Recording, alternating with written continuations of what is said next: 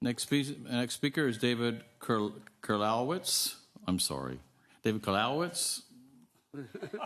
Let him do it. You better tell us. It's pronounced Kurylowicz. Okay, I was close. Thank you very much, sir. Honorable Mayor, Mayor Pro Tem, council members, I appreciate the opportunity to come and address you this evening. I'm a citizen of Riverside County, a resident of Riverside County, and I'd like to talk to you a little bit about something that's concerning me, and it involves diversity in our community. I'm going to introduce myself a little bit and tell you a little bit about me and what I'm here to talk about. I am a peace officer and a decorated veteran of the law enforcement community. I also happen to be a gay man. I've been married to my partner for over 16 years. I happen to be the target of a very vicious and vile attack by a candidate who is actually applying for the top police position, top sheriff position for our county. And I'm coming here today because I'm concerned for my community.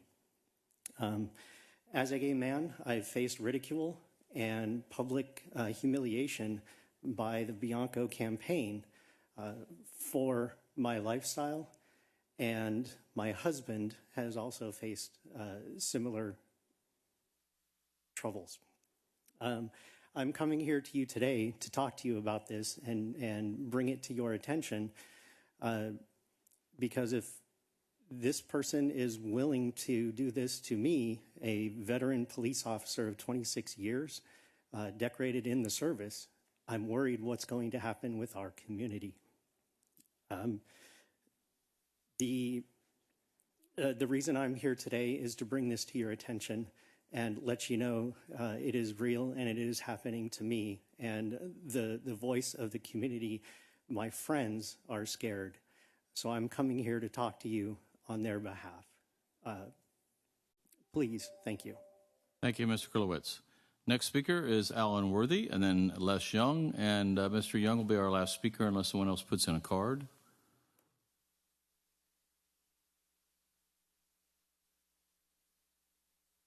Well, good evening. First and foremost, I want to thank Mr. Kotkin. All of your staff is superb. All of them, all of your hardworking staff. Well, I don't know where to begin. I'll start reading because I don't want to lose my place in my measly 2 minutes. A plea for help. I was brutally assaulted by John Doe after he had stolen my Mercedes-Benz E500. Doe threw me on the floor, breaking my right ankle. I do not have the money to pay the copay for the surgery. The city of Palm Springs has failed to arrest or prosecute him.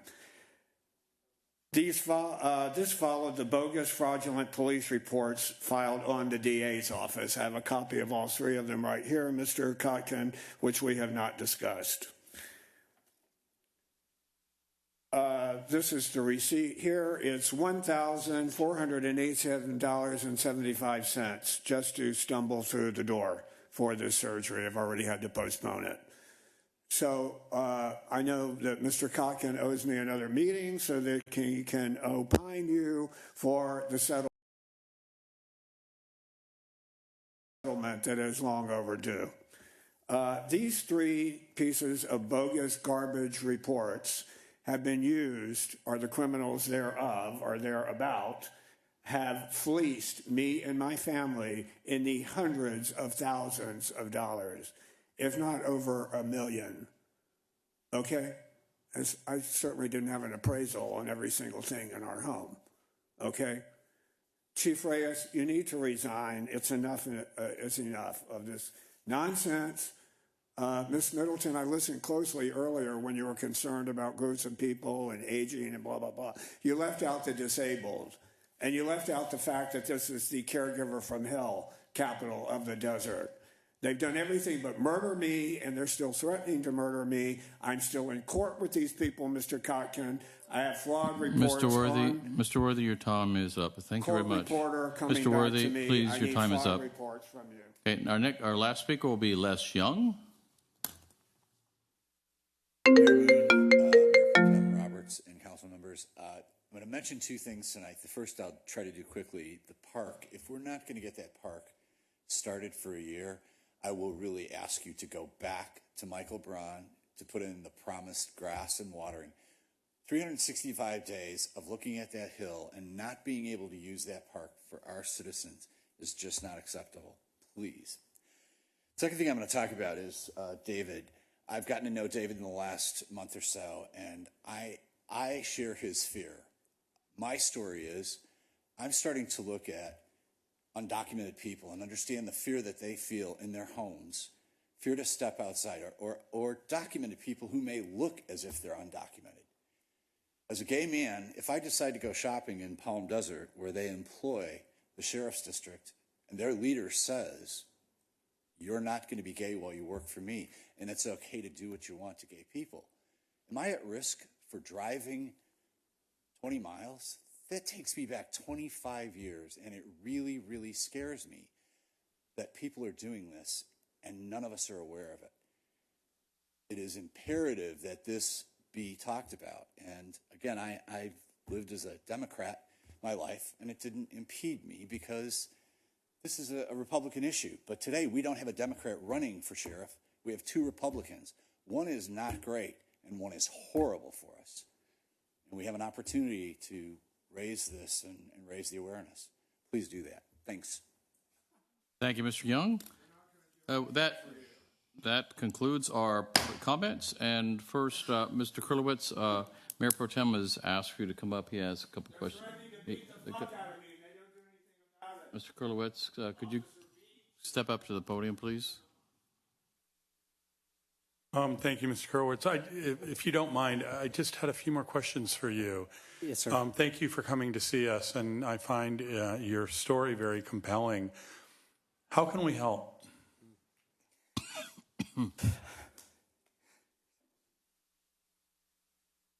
Sir, you have to Take your time.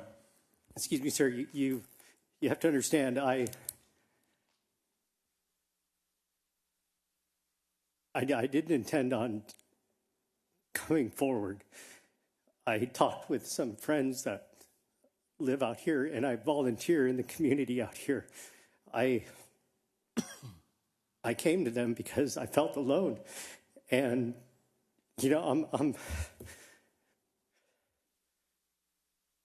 Sir, I'm a cop.